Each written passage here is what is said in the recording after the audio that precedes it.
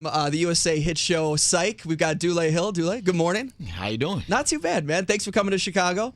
Could you give us a little insight on why you're here? What are you doing today? Well, I'm here because USA Network has partnered up with Comcast Chicago to do a pop-up activation here for Characters Unite, saying what I won't stand for. It's really about getting the word out about intolerance, prejudice, racism, homophobia, bullying, trying to get a dialogue going within the community of people being aware. Right. And so there are T-shirts, right? It says like "I don't stand for" and then a blank line. Yeah, everyone can come out to Millennium Park and you have it. You make your own T-shirt and it says "I won't stand for," and you put in what you won't stand for, and you can take pictures with myself and you with your T-shirt and send it out there to the Twitter sphere and Facebook and all those good places. Do you have one of these T-shirts? I do. What is it say? Mine is "I won't stand for discrimination." Discrimination? Yes. I like that. That's a good one. I saw your PSA for it. You have like a good minute and a half in there, and it says you had a little incident with a cab driver in New York, right? Yes. What happened? Well, here's the interesting thing. First of all, I did a show years ago on Broadway called Bring the Noise, Bring the Funk. Right, It's like in like 97,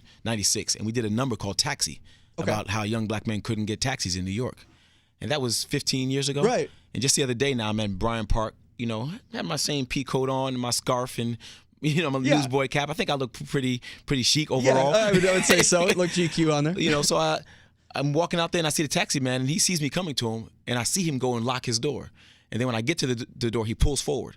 Okay. And I walk up to him again. He pulls forward again. And there's only so far he can go, but he keeps doing it. Yeah. So there's like a car in front of him and he keeps trying to. It's really bugged me out that, like, wow, 15 years later, it's I still amazing. can't. Like, I'm a grown man now. I'm not like, having some big hoodie on and all that kind of stuff. I'm a grown man and I still can't catch a taxi. What kind of... And a side story is even 3 weeks before that, a friend of mine came out to New York and we were hanging out down in the Village. And he runs an oil company. And we sat out there like 1 o'clock in the morning, like 3 or 4 taxis pass us by. Really? And like I know when taxis are free and when they're not free. Like I'm in the city all the time. You see the light. I mean, the light is the light is one on. side. The light is on. Yeah. I see your light on, but and you're passing me by. Yeah. So eventually I just took the subway. Yeah, there you go. Well, how does Characters Unite? How is it going to change interesting aspects of the world like that? Like, how is it going to open up a light to end discrimination? Well, you can't wave just one magic wand and make change just like that. It's in increments. I always say if I can get 1 billion people to move 1 billion stones, then I can move a mountain. Okay. And that's what this is about. It's about creating a dialogue.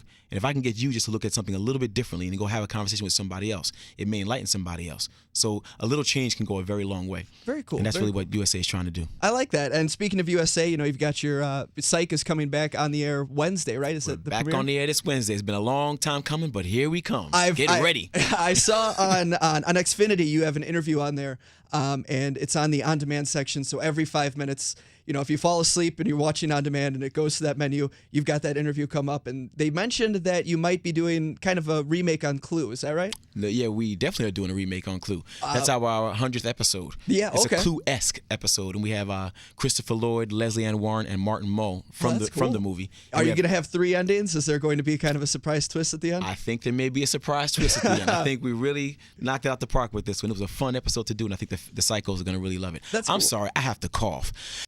I just want to press that button. Yeah, that's all. Everyone does. There's 3 buttons in the studio.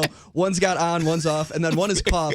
And I don't think I've ever seen anyone use it. Everyone always mentions it, but no one ever uses it. So you're the first. I just use it. You see what I'm saying?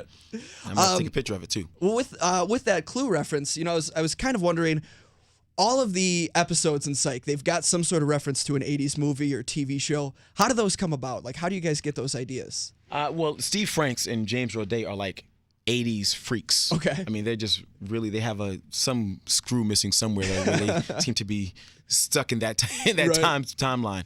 So they just keep coming up with there's movies that they like and shows that they grew up watching. Do you get all the references? No. No. Most of the time I'll do something on the show, and after we do the take, I'm like, okay, now what did that mean? Yeah. Do you ever go back and, like, if you have some sort of reference in the script, do you have to go back later and watch the show or watch the movie? Well, I do. Like for Dual Spires, I actually did a Twin Peaks marathon. Okay. Because we did a homage to Twin Peaks. Yeah. And I had to go watch pretty much all the episodes just to know what was happening. Very cool. And the same thing with Clue. I went back and watched it just to refresh my memory. Yeah, just so you remember what's going on. But what I didn't have to do was go back and watch Thriller when I did Michael Jackson and American Duos. I knew that. And you had the dance moves there, so you have a history with dancing, right? Yeah. How did you get into it? I'm a tap dancer. I started dancing when I was 3 years old, going to dance school in East Orange, New Jersey. And one thing led to another. Next thing I know, I was on Broadway understudying Savion Glover. That's cool. In the Tap Dance Kid, and now I'm here talking to you. I saw that in one of the psych episodes, you actually got to show off your skills with tap dancing. How cool was that? Oh, it was great. I got one of my good friends who's one of the world's greatest tap dancers, Jason Samuel Smith. Okay. He came out and did the episode of Psych and put some choreography down, and we had a lot of fun. Nice. My legs didn't have so much fun. I can imagine. Very sore. But did you have to do a ton of takes for that? Yeah. And so it's just dancing and dancing and dancing? Yeah, and I learned the choreography like the day before. Like I flew in. It was the first episode we shot, and I flew in, learned the choreography the day before, and we shot it the next day. Wow. And my legs were like, "Oh, what are you doing? You haven't been on Broadway in a long time, brother. Stop it." Not working out as much like that. Right. Now, you guys are reaching your 100th episode, and you have the USA's longest running original series right now. When you decided to jump off of West Wing into Psych, did you really think it was going to go this long and become this popular?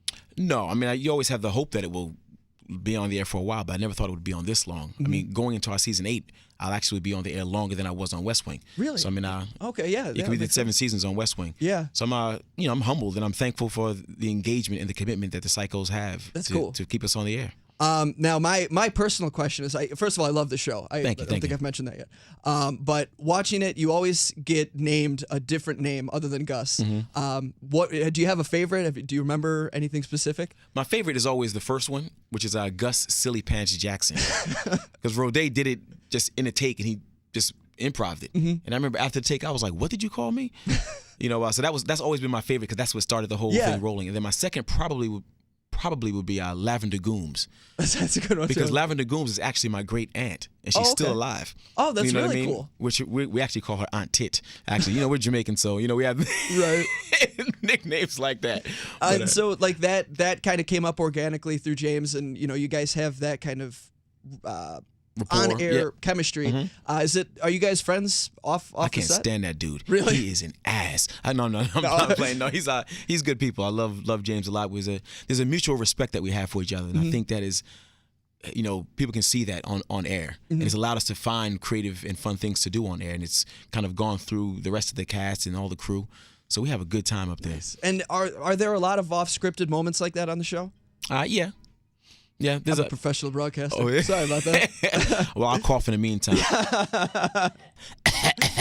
But there's a lot of stuff that happens. I mean, each time we'll do a scene, if anybody has an interesting idea, we'll just go for it. Okay, cool. And sometimes it makes it to air. Or most of the time, it makes it to air. And other times, Steve Franks will be like, that's not going there. That's cool. Yeah. Well, Psych comes back Wednesday the 27th at 8, I believe. Out here, it's 9. Oh, it's 9? Yeah. Yeah, out here in Chicago, it's 9. And then today, you're at Millennium Park. What was the name of the program again? It's called Characters Unite, I Won't Stand For. Okay. And I will be there at 11:30.